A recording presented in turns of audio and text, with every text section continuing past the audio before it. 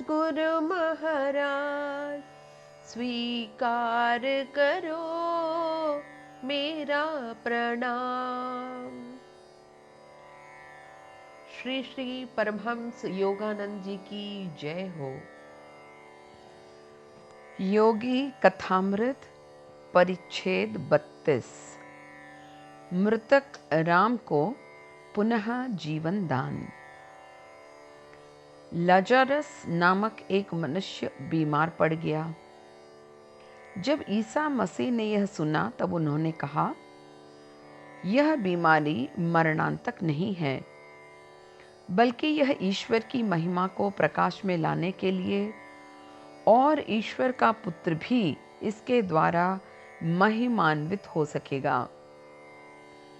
एक दिन प्रातःकाल अपने श्रीरामपुर वाले आश्रम के सूर्य किरणोज्वल बरामदे में बैठे हुए युक्तेश्वर जी ईसाई धर्म ग्रंथ की व्याख्या कर रहे थे। गुरुदेव ने कुछ अन्य शिष्यों के अतिरिक्त मैं भी रांची के अपने छात्रों के एक दल के साथ वहां उपस्थित था। गुरुदेव ने व्याख्या की, इस अवतरण में ईसा मसीह ने ईश्वर के पुत्र के रूप में अपना परिचय दिया है। यद्यपि वे वास्तव में ईश्वर के साथ एकात्म थे, तथापि यहाँ इस तरह के उल्लेख का एक गंभीर निर्वैयक्तिक उद्देश्य है। ईसा मसीह या मनुष्य का दिव्य ज्ञान ही ईश्वर का पुत्र है। कोई भी मृत्य मानव ईश्वर की महिमा नहीं व्यक्त कर सकता। मनुष्य अपने सृष्टिकर्ता का जो एकमात्र सम्मान कर सकता है वह है उसका अनुसंधान, साक्षात्कार। मनुष्य जिसको जानता ही नहीं, उस भाव सत्ता की महिमा वह कैसे व्यक्त कर सकता है। साधु संतों के मस्तक पर जो ज्योति मंडल या दिव्य प्रभा होती है, वह ईश्वर के प्रति उनकी भक्ति प्रदर्शन की क्षमता का प्रतीक है। श्री युक्तेश्वर जी ने लाजारस के पुनर्जीवन की आश्चर्यजनक कथा को आगे बढ़ाया।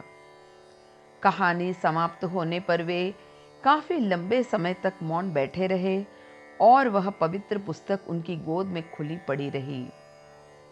अंततः उन्होंने गंभीर अनुराग भरे स्वर में कहा, मुझे भी एक ऐसा ही चमत्कार देखने का सौभाग्य प्राप्त हुआ था। लाहिड़ी महाशय ने मेरे एक मृत मित्र को पुनः जीवित कर दिया था।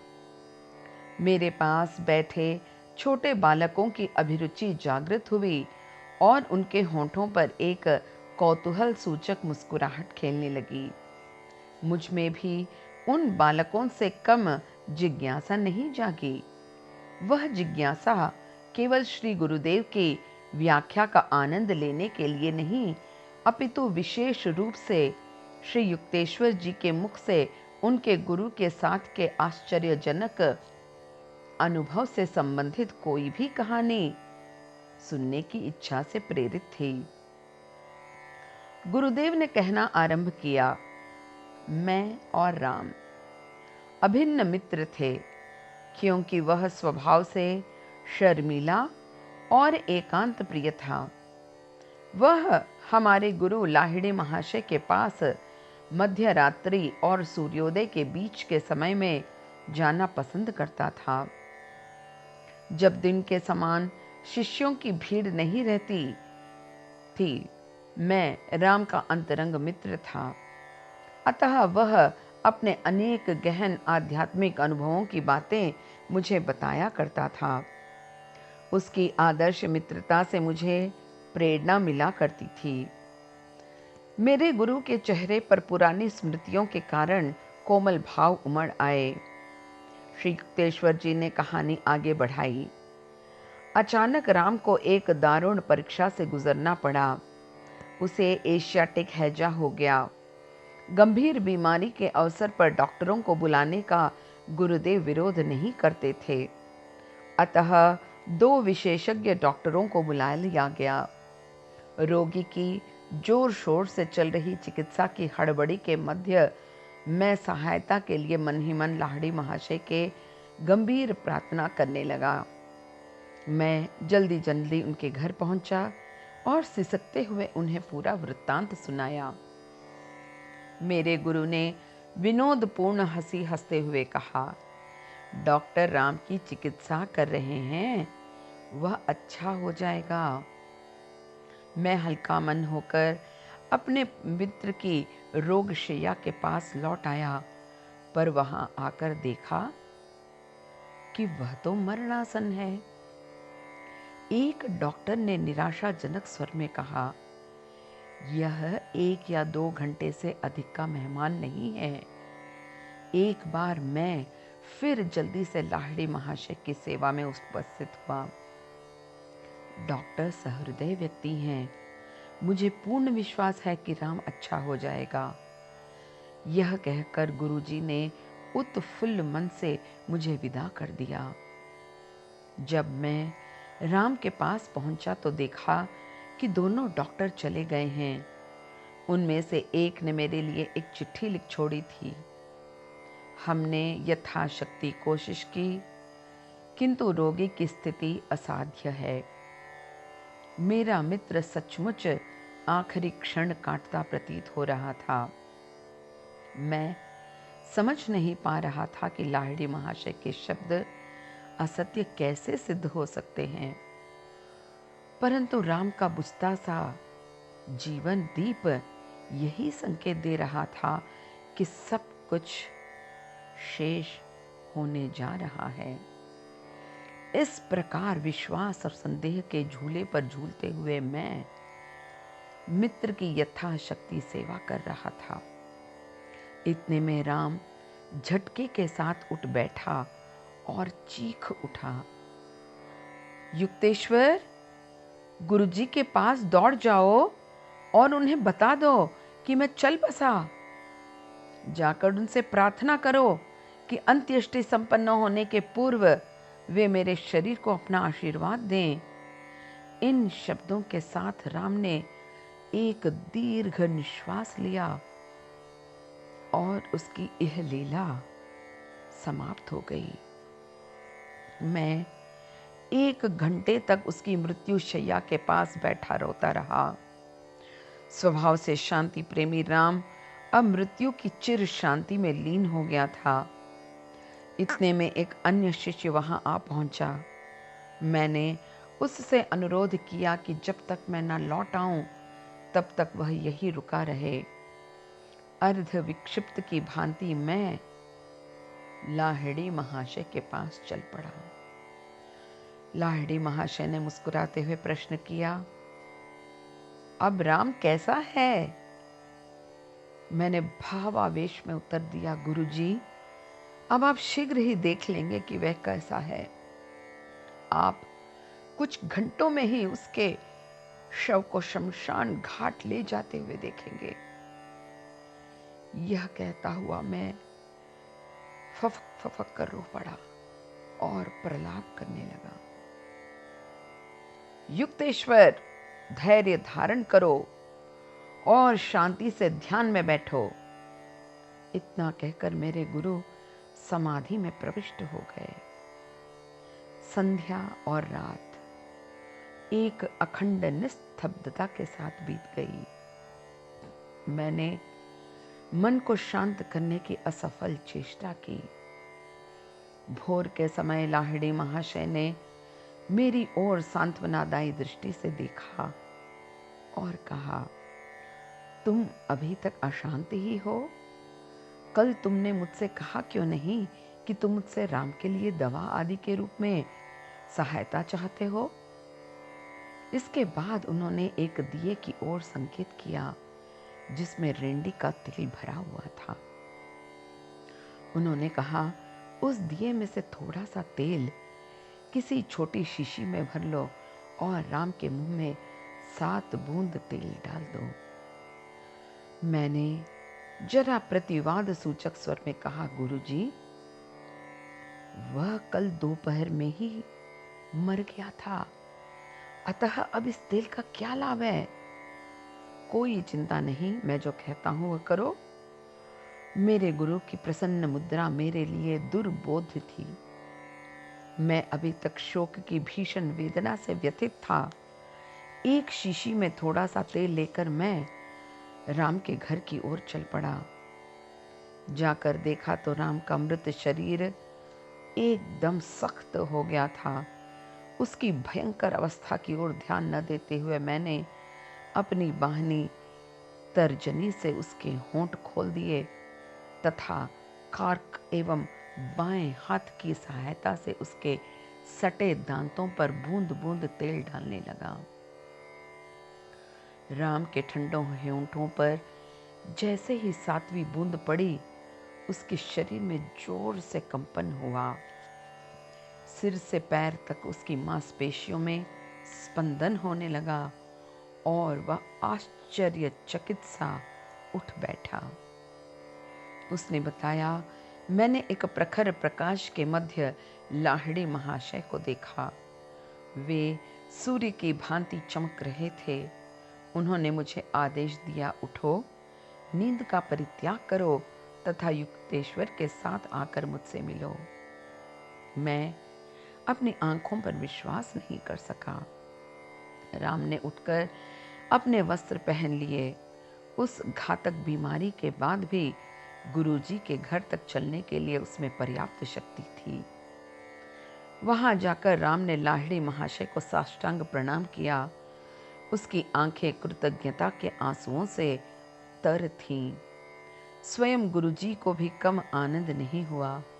उन्होंने आंखों की पलकें झपकाते हुए विनोद के स्वर में कहा, युक्तेश्वर, अब तो भविष्य में तुम निश्चिंत रूप से अपने पास रेंडी के तेल की एक शीशी रखा करोगे। जहां कहीं किसी को मृत देखो, उसके मुंह में तेल डाल देना। दिए के तेल की 7 बूंद तो यम की शक्ति को निश्चय ही बेकार बना देगी। गुरुजी, आप तो मेरा मजाक उड़ा रहे हैं। मैं समझा नहीं। कृपा कर मेरी भूल समझा दीजिए। लाहिड़ी महाशय ने कहा, मैंने तुमसे 2 बार कहा कि राम अच्छा हो जाएगा, फिर भी तुम मुझ पर पूर्ण विश्वास नहीं कर सके। मेरे कहने का यह तात्पर्य नहीं था कि डॉक्टर उसे अच्छा कर देंगे। मैंने तो केवल यही कहा था कि वे उसकी देखभाल कर रहे हैं। मेरे 2 कथनों में कोई कारण कार्य संबंध नहीं था। मैंने डॉक्टरों के कार्य में हस्तक्षेप करना उचित नहीं समझा। उन्हें भी तो जीविका चाहिए। इसके बाद आह्लाद भरे स्वर में मेरे गुरु ने कहा कि सदा याद रखो कि सर्वशक्तिमान परमात्मा किसी को भी अच्छा कर सकता है, चाहे डॉक्टर रहे या न रहे। मैंने पश्चाताप के स्वर में कहा, मैं अपनी भूल समझ गया। मैं अब जान गया कि आपका एक सामान्य शब्द भी संपूर्ण जगत के लिए आज्ञा के समान है। श्री युक्तेश्वर जी ने जैसे ही रोमांचक कहानी पूरी की, वैसे ही रांची के एक बालक ने उनसे एक प्रश्न पूछ लिया, जो एक बच्चे द्वारा पूछे जाने के कारण विशेष महत्वपूर्ण था। उसने पूछा, महाराज, आपके गुरुजी ने रेंडी का तेल क्यों भेजा? बच्चे, तेल देने का कोई विशेष अर्थ नहीं था। मैंने लाहिड़ी महाशय से कोई प्रत्यक्ष वस्तु चाहिए थी, अतः उन्होंने पास में पड़ा तेल ही दे दिया, जो मेरे विश्वास को जागृत करने के लिए एक मूर्त प्रतीक मात्र था। गुरुजी ने राम को इसलिए मर जाने दिया क्योंकि मेरे मन में आशंकित संदेह विद्यमान था, परंतु देवतुल्य गुरु को यह ज्ञात था कि जब उन्होंने यह कह दिया है कि राम स्वस्थ हो जाएगा, तो उसका रोग मुक्त हो जाना अवश्यंभावी है। भले ही उन्हें अंत में राम को मृत्यु के मुख में से ही निकालना पड़ा, जो साधारणतया अपने आप में अंतिम बीमारी होती है। इसके बाद श्री युक्तेश्वर जी ने उस छोटे से दल को वहां से विदा कर दिया और मुझे अपने पैरों के पास पड़े एक कंबल के आसन पर बैठने का संकेत किया। उन्होंने असाधारण गंभीरता के साथ कहा, योगानंद, तुम जन्म से ही लाहिड़ी महाशय के निकटतम शिष्यों के संपर्क में रहे हो। उस महान गुरु ने अपना महिमामय जीवन आंशिकतया एकांत में ही काट दिया था और अपने उपदेशों के प्रचारार्थ कोई संस्था खड़ी करने के लिए अपने शिष्यों को उन्होंने कभी अनुमति नहीं दी। तथापि वे एक महत्वपूर्ण भविष्यवाणी कर गए हैं। उन्होंने कहा था, पश्चिम के योग के प्रति गहरी रुचि पैदा हो जाने के कारण मेरी महासमाधि के 50 वर्ष बाद मेरी एक जीवनी लिखी जाएगी। योग का संदेश पूरे विश्व में फैल जाएगा। हम सब एक परम पिता की संतान हैं। योग की सहायता से मनुष्यों को इसका प्रत्यक्ष अनुभव होगा और उनमें बंधुत्व की भावना दृढ़ होगी। श्री युक्तेश्वर जी ने आगे कहा, योगानंद, उक्त संदेश को फैलाने तथा उनका पवित्र जीवन चरित्र लिखने की दिशा में तुम अपने कर्तव्य का पालन करो। लाहिड़ी महाशय सन 1895 ईस्वी में ब्रह्मलीन हुए थे। इस प्रकार 1945 ईस्वी में उनका स्वर्गवास हुआ। तब वे 50 वर्ष पूर्ण हो गए थे। इसी वर्ष यह पुस्तक भी पूर्ण हुई है और यह संयोग देखकर मैं आश्चर्यचकित हुए बिना नहीं रह सका कि नए क्रांतिकारी अणुयुग का भी इसी वर्ष में सूत्रपात हुआ था। विश्व बंधुत्व और शांति की महत्वपूर्ण समस्या की ओर अभूतपूर्व रूप से सारे ही चिंतनशील और विचारवान मनुष्यों का ध्यान आकृष्ट हुआ है कि कहीं ऐसा न हो कि भौतिक बल के अनवरत प्रयोग से समस्याओं के साथ साथ मानव जाति का भी अंत हो जाए। काल के प्रभाव से या बम के कारण मानव जाति और उसके कार्यकलाप चाहे एकदम विलुप्त हो जाएं, तो भी सूर्य अपने पथ से विचलित नहीं होगा और तारागण भी यथास्थान ही बने रहेंगे। प्राकृतिक नियम को न तो स्थगित किया जा सकता है और न ही उसमें परिवर्तन लाया जा सकता है और मनुष्य को उसके साथ सामंजस्य स्थापित करने चलना चाहिए। यदि ब्रह्मांड बल प्रदर्शन के विरुद्ध है, यदि सूर्य तारागणों के साथ कोई युद्ध न छेड़ते हुए उन्हें अपने स्वल्प प्रकाश को प्रकट करने का अवसर देने के लिए यथा समय अस्त हो जाता है, तो मनुष्य के मुक्का ताने रहने का क्या प्रयोजन है? क्या वास्तव में उससे शांति का उद्भव होगा? सद्भावना और प्रेम से ही संसार शक्तिमान बनता है। मैत्री और शांति से ही मानव जाति विजय के असीम फल का रसास्वादन कर सकती है। जो रक्त सिंचित भूमि में उत्पन्न विजय फल से कहीं अधिक सुमधुर है। प्रभावशाली राष्ट्र संघ मनुष्य के अंतःकरणों का एक नैसर्गिक और अनामी मिलन स्थल बन जाएगा।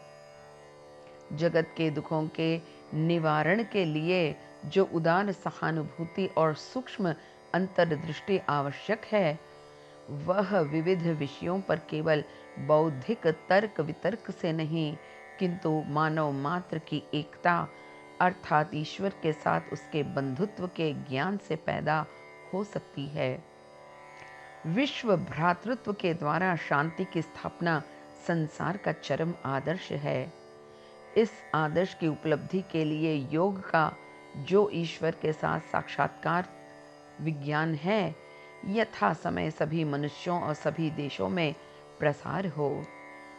भारत की संस्कृति अन्य सब देशों की संस्कृति की तुलना में अति प्राचीन है, पर उसके राष्ट्रीय अस्तित्व की रक्षा कोई आकस्मिक घटना या संयोग मात्र नहीं है, अपितु पीढ़ियों और युगों से उसके महापुरुष सनातन सत्य को जो भक्ति अर्घ्य प्रदान करते आ रहे हैं, या उसी का तर्क शुद्ध परिणाम है।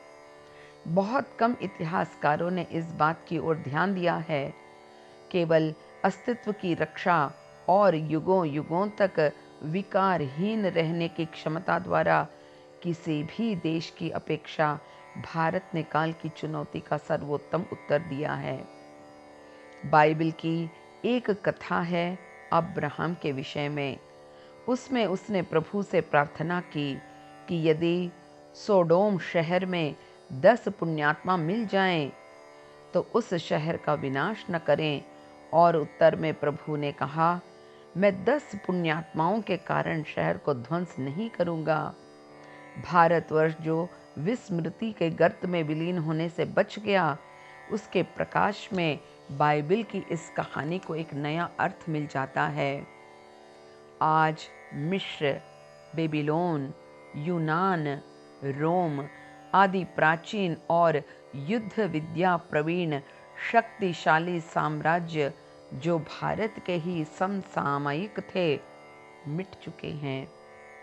प्रभु के उत्तर से यह स्पष्ट है कि कोई भी देश अपनी भौतिक उपलब्धियों के द्वारा नहीं, परंतु अपने महान पुरुषों के कृतित्व से ही जीवित रहता है। आज इस 20वीं शताब्दी में, जिसके अर्धशतक के पूर्ण होने के पहले ही धरती 2 बार रक्त रंजित हो उठी है, ईश्वर की वह दिव्य वाणी फिर से गूंजने लगी। जिस राष्ट्र में ऐसे 10 पुरुष भी होंगे जो निष्पक्ष न्यायाधीश की आंखों में महान हो, वह राष्ट्र कभी नष्ट नहीं होगा। इस प्रकार के उपदेशों का पालन करके ही भारत काल की सहस्रशः कुटिलताओं के सामने अजय सिद्ध हुआ है। हर शताब्दी में आत्मदर्शी गुरुओं ने अवतार लेकर भारत भूमि को पवित्र किया है। लाहिड़ी महाशय और श्री युक्तेश्वर जी जैसे कृष्ण सदृश अर्वाचीन योगी आज भी यह उद्घोष कर रहे हैं कि मनुष्य के सुख, स्वास्थ्य और राष्ट्र के दीर्घ जीवन के लिए योग का ज्ञान, जो ईश्वरोपलब्धि का विज्ञान है, अति उपयोगी है। अभी तक लाहिड़ी महाशय के जीवन एवं उनके उपदेशों के संबंध में बहुत कम जानकारी लेखबद्ध रूप में प्रकाश में आई है। गत 3 दशकों से मैं देख रहा हूं कि भारत, अमेरिका और यूरोप में मोक्ष साधन भूत योग के संदेश के विषय में लोगों में गहरी और हार्दिक रुचि विद्यमान है। जैसा कि उन्होंने भविष्यवाणी की थी, उनकी एक लिखित जीवनी की अब नितांत आवश्यकता है। लाहिड़ी महाशय का जन्म 30 सितंबर 1828 को एक प्राचीन धर्मनिष्ठ ब्राह्मण कुल में हुआ था। बंगाल के नदिया जिले का घुर्णी ग्राम उनका जन्म स्थान था, जो कृष्णनगर के समीप है। वे समादरणीय थी। श्री गौर मोहन लाहिड़ी ने उनके द्वितीय पत्नी श्रीमती मुक्ता काशी देवी से उत्पन्न कनिष्ठ पुत्र थे। लाहिड़ी महाशय के बाल्यकाल में ही माता का देहांत हो गया। उनके संबंध में कुछ भी ज्ञात नहीं है, सिवाय इस महत्वपूर्ण तथ्य के कि वे शिव की परम भक्त थीं, जिन्हें शास्त्रों में महायोगीश्वर कहा गया है। लाहिड़ी महाशय पूरा नाम श्यामचरण लाहिड़ी था। उनका बाल्यकाल पैतृक वास स्थान घुर्णी में ही व्यतीत हुआ। 3 या 4 वर्ष की आयु में ही वे बहुधा बालू के नीचे एक विशिष्ट योगासन में बैठे दिखाई देते और सिर के अतिरिक्त उनका सारा शरीर बालू के नीचे रहता। 1833 ईस्वी के निकट जलंगी नदी ने अपना मार्ग बदल दिया और वह गंगा में विलीन हो गई। उसके मार्ग परिवर्तन के कारण लाहिड़ी परिवार की सारी संपत्ति नष्ट हो गई। घर के साथ साथ लाहिड़ी परिवार द्वारा प्रतिष्ठित शिव मंदिर भी नदी के गर्भ में विलीन हो गया।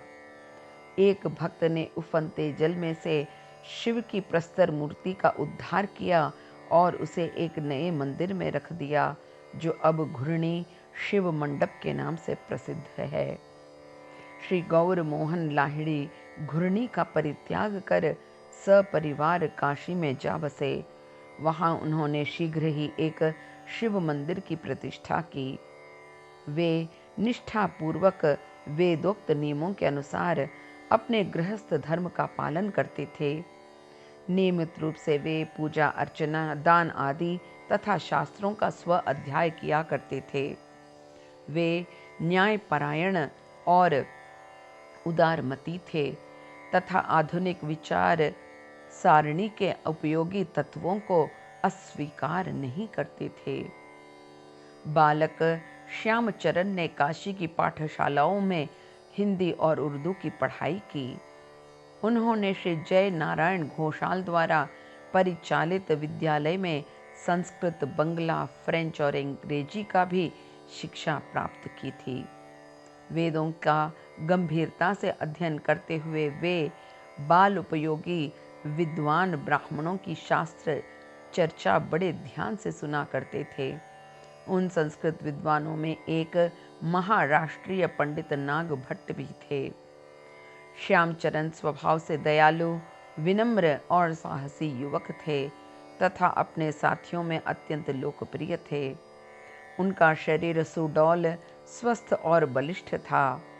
तैराकी एवं अन्य शारीरिक व्यायामों में से वे अत्यंत दक्ष थे। सन 1846 में श्री देवनारायण सान्याल की सुकन्या काशीमणि के साथ श्री श्यामाचरण लाहिड़ी महाशय का विवाह हुआ। काशीमणि देवी एक आदर्श भारतीय गृहिणी थीं और प्रसन्नता पूर्वक गृह कार्य संपन्न करती एवं अतिथियों तथा दरिद्र नारायण की सेवा रूपी गृहस्थ धर्म का पालन करती थीं। विवाह के फलस्वरूप उन्होंने तिनकौड़ी और दुकौड़ी नामक 2 संत स्वभाव के पुत्रों एवं 2 पुत्रियों को जन्म दिया। 23 वर्ष की आयु में सन 1851 में लाहिड़ी महाशय ब्रिटिश सरकार के सैनिक इंजीनियरिंग विभाग में अकाउंटेंट पद पर नियुक्त हुए। नौकरी की अवधि में उनकी कई बार पदोन्नति हुई। इस प्रकार वे न केवल ईश्वर की आंखों में ही महायोगी थे, अपितु इस संसार के नाट्य मंच पर एक अल्पकालिक मानवीय नाटक में ऑफिस कर्मचारी का सामान्य अभिनय करते हुए भी उन्होंने पूर्ण सफलता प्राप्त की थी। सैनिक इंजीनियरिंग विभाग ने भिन्न भिन्न समय पर गाजीपुर, मिर्जापुर, नैनीताल, दानापुर और काशी आदि स्थानों में उनका स्थानांतरण किया। पिता की मृत्यु के बाद युवा लाहिड़ी महाशय ने परिवार का सारा दायित्व अपने सिर पर ले लिया। परिवार के लिए उन्होंने काशी के एकांत अंचल गरुड़ेश्वर मोहल्ले में एक घर खरीद लिया।